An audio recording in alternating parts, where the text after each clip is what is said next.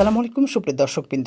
উত্তর পূর্ব বঙ্গোপসাগরে সৃষ্ট লঘুচাপ এবং বাংলাদেশের উপর সক্রিয় অতি জোরালো মৌসুমী বায়ুর প্রভাবে দেশ জুড়ে এই মুহূর্তে এক দুর্যোগপূর্ণ আবহাওয়া বিরাজ করছে।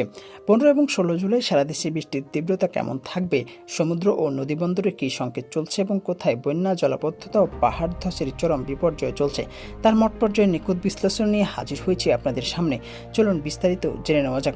দর্শক, আপনি চাইলে আপনার অঞ্চলের আবহাওয়া পরিস্থিতি ও সারা দেশের মানুষকে জানিয়ে দিতে পারেন। কমেন্টে আপনার অঞ্চলে এখন আবহাওয়া পরিস্থিতি কীরকম তার বিস্তারিত তথ্য দিতে পারেন। দর্শক, এবং আপনি যদি আমাদের চ্যানেলে নতুন হয়ে থাকেন অবশ্যই চ্যানেলটি সাবস্ক্রাইব করতে ভুলবেন না। বর্তমানে উত্তর পূর্ব বঙ্গোপসাগর এবং তৎসংলগ্ন এলাকায় একটি লঘুচাপ অবস্থান করছে। এর ফলে উত্তর বঙ্গোপসাগর এলাকায় বায়ুচাপের তারতম্যের আধিক্য বিরাজ করছে এবং বায়ুমণ্ডলে প্রচুর পরিমাণে জলীয় বাষ্পের অনুপ্রবেশ ঘটছে। শক্তিশালী মৌসুমী বায়ুটি বাংলাদেশের উপর পূর্ণ সক্রিয় এবং উত্তর বঙ্গোপসাগরে প্রবল অবস্থায় রয়েছে।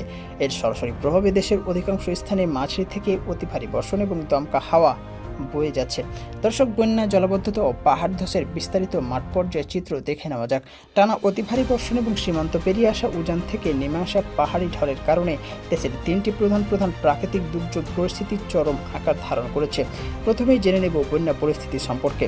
দেশের সিলেট ও সুনামগঞ্জের সুরমা, কুশিয়ারা, সারি ও ধলাই নদীর পানি একাধিক পয়েন্টে বিপদসীমার ওপর দিয়ে প্রবাহিত হচ্ছে। সিলেট সদর, কানাইঘাটা, গোয়াইনঘাট, কোম্পানিগঞ্জ এবং সুনামগঞ্জের ছাতক ও দোয়ারবাজার উপজেলার নিম্নাঞ্চল সম্পূর্ণ প্লাবিত। গ্রামীণ সড়কগুলো তলিয়ে যাওয়ায় লাখো মানুষ পানিবন্দী অবস্থায় রয়েছে। কুড়িগ্রাম এবং লালমনিরহাটের তিস্তা, ধরলা ও দুধকুমার নদীর পানি বৃদ্ধি পেয়ে চরাঞ্চল ও নিম্নাঞ্চল প্লাবিত করেছে। এছাড়াও লালমনিরহাটের হাতিবান্ধা ও কুড়িগ্রামের উলিপুর, চিলমারি ও রোমারি উপজেলার বিস্তীর্ণ এলাকায় আমন বিস্তল ফসলের জমি এখন পানির নিচে। নেত্রকোনা ও শেরপুরের কংস, ভোগাই নদীর পানি বৃদ্ধি পাওয়ায় কমলাকান্দ, দুর্গাপুর এবং নালিতাবাড়ি উপজেলার নিম্নাঞ্চল নতুন করে বন্যা পরিস্থিতির সৃষ্টি হয়েছে। দর্শক, এবার চলুন জেনে নেওয়া যাক চট্টগ্রাম মহানগরী সম্পর্কে বিস্তারিত তথ্য। টানা বৃষ্টি এবং সাগরের জোয়ারের পানিতে চট্টগ্রামের চকবাজার, খাতুরগঞ্জ, বদ্দারহাট, মুরাদপুর ও হালিশহর এলাকায় হাঁটু থেকে কোমর সমান পানি জমে গেছে। ব্যবসা প্রতিষ্ঠান ও বাসাবাড়িতে পানি ঢুকে পড়ায় স্থবির হয়ে পড়েছে বাণিজ্যিক কার্যক্রম। এছাড়াও যেসব নিচু এলাকায় বাড়িগুলো রয়েছে সেগুলো প্রায় সম্পূর্ণ ডুবে যাওয়ার উপর অতিক্রম হয়েছে। দর্শক, এই মুহূর্তে আপনারা যারা আমাদের এই ভিডিওটি দেখছেন তারা যতটুকু সম্ভব ত্রাণ কিংবা সাহায্যের হাত বাড়িয়ে দিন, কারণ এখন আবহাওয়া পরিস্থিতি চট্টগ্রামের জন্য বিপজ্জনক। চলুন ঢাকা ও আশেপাশের অঞ্চলের আবহাওয়া পরিস্থিতি জেনে নিই। ঢাকার মিরপুর, মালিবাগ, ডেমরা, পুরান ঢাকা এবং ফতুল্লা ও নারায়ণগঞ্জের নিচু এলাকায় তীব্র জলাবদ্ধতা তৈরি হয়েছে। ড্রেনেজ ব্যবস্থা উপচে পড়া প্রধান সড়কগুলো দীর্ঘ যানজটের সৃষ্টি হয়েছে। নোয়াখালী সদর ও বেগমগঞ্জ এবং বরিশালের কীর্তনখোলা নদীর তীরবর্তী নিচু এলাকাগুলো জোয়ারের পানি ও বৃষ্টির পানির মিশ্রণে স্থায়ী জলাবদ্ধতার রূপ নিয়েছে। দর্শক, এমন আবহাওয়া পরিস্থিতির কথা মাথায় রেখে আমরা আপনাদের জন্য নিয়ে এসেছি আবহাওয়া গো ব্যাগ। এটি 100% ওয়াটারপ্রুফ হওয়ায় আপনি আপনার অতি প্রয়োজনীয় কাগজপত্র, মোবাইল ফোন কিংবা মানি ব্যাগ নিশ্চিন্তে সঙ্গে রাখতে পারবেন।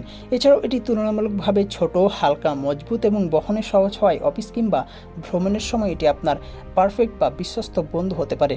আপনি এই সুন্দর ব্যাগটিকে গুরুত্বপূর্ণ মনে করলে ভিডিওর কমেন্টে আমাদের মেসেঞ্জারের লিঙ্ক দেওয়া রয়েছে, চাইলে আমাদের সাথে যোগাযোগ করতে পারেন। চলুন দর্শক, পাহাড় ধসের উচ্চ সতর্কতা সম্পর্কে জেনে নেওয়া যাক। গত কয়েকদিনের টানা অতি ভারী বর্ষণে পাহাড়ের মাটি সম্পূর্ণ নরম ও সম্পৃক্ত হয়ে গেছে। কক্সবাজারের উখিয়া, টেকনাফ এবং বান্দরবান সদরের পাহাড়ি ঢালগুলো ছোট বড় বেশ কয়েকটি পাহাড় ধসের ঘটনা ঘটেছে। এছাড়া বাঘাইছড়ি ও দিঘিনালা সড়কের সংযোগস্থল এবং রাঙ্গামাটির ঝুঁকিপূর্ণ পাহাড়ের পাদদেশে বসবাসকারী পরিবারগুলোকে দ্রুত আশ্রয়কেন্দ্রে সরে যাওয়ার নির্দেশ দিয়েছে স্থানীয় প্রশাসন। যে কোনো সময় বড় ধরনের ভূমিধসের উচ্চ ঝুঁকি তৈরি হয়েছে। দর্শক, চলুন এবার জেলা ও বিভাগ ভিত্তিক বিস্তারিত তথ্য জেনে নেওয়া যাক। প্রথমে আসছি চট্টগ্রাম বিভাগের কাছে।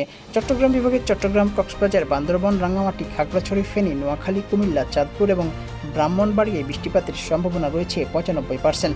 সিলেট বিভাগের সিলেট, সুনামগঞ্জ, মৌলভীবাজার এবং হবিগঞ্জে বৃষ্টিপাতের সম্ভাবনা রয়েছে 90% এবং ঢাকা বিভাগের ঢাকা, গাজীপুর, নারায়ণগঞ্জ, মুন্সিগঞ্জ, মানিকগঞ্জ, মাদারীপুর, ফরিদপুর, গোপালগঞ্জ, কিশোরগঞ্জ এবং টাঙ্গাইলে বৃষ্টিপাতের সম্ভাবনা রয়েছে 80%। বরিশাল বিভাগের বরিশাল, ভোলা, পটুয়াখালী, বরগুনা, পিরোজপুর এবং ঝালকাঠিতে বৃষ্টিপাতের সম্ভাবনা রয়েছে 90%। রংপুর বিভাগের রংপুর, কুড়িগ্রাম, লালমনিরহাট, নীলফামারী, গাইবান্ধা, দিনাজপুর, পঞ্চগড় এবং ঢাকা ঠাকুরগাঁও অঞ্চলে বৃষ্টিপাতের সম্ভাবনা রয়েছে 85%। খুলনা বিভাগের খুলনা, বাগেরহাট, সাতক্ষীরা, যশোর, কুষ্টিয়া, মাগুরা, নড়াইল, ঝিনাইদহ, চুয়াডাঙ্গা এবং মেহেরপুর অঞ্চলে বৃষ্টিপাতের সম্ভাবনা রয়েছে 75%।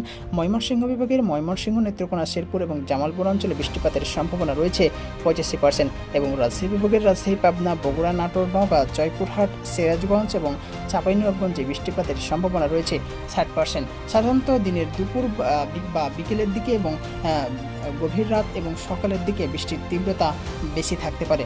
দর্শক, এমন অবস্থায় লঘুচাপের প্রভাবে সাগর প্রচণ্ড উত্তাল থাকায় চট্টগ্রাম, কক্সবাজার, মোংলা ও পায়রা সমুদ্র বন্দরসমূহকে 3 নম্বর স্থানীয় সতর্ক সংকেত দেখিয়ে যেতে বলা হয়েছে। উত্তর বঙ্গোপসাগরে অবস্থানরত মাছ ধরার ট্রলার ও নৌকাকে পরবর্তী নির্দেশ না দেওয়া পর্যন্ত উপকূলের কাছাকাছি থেকে সাবধানে চলাচল করতে বলা হয়েছে। গভীর সাগরে যাওয়া সম্পূর্ণ নিষিদ্ধ। দর্শক, এমন পরিস্থিতি আগামী 4 থেকে 5 দিন অব্যাহত থাকতে পারে। এছাড়াও বৃষ্টিপাতের সম্ভাবনা অঞ্চলভেদে কম বা বেশি হতে পারে। দর্শক, এই ছিল আমাদের কাছে আসা আবহাওয়ার সর্বশেষ লেটেস্ট আপডেটগুলো। আমাদের প্রতিদিনের আবহাওয়ার আপডেট প্রকাশিত হয় এবং আগামী আপডেট প্রকাশিত হবে আগামীকাল বিকাল 4টার সময়। সেই পর্যন্ত সবাই ভালো থাকবেন, সুস্থ থাকবেন এবং নিরাপদে থাকবেন। আল্লাহ হাফেজ।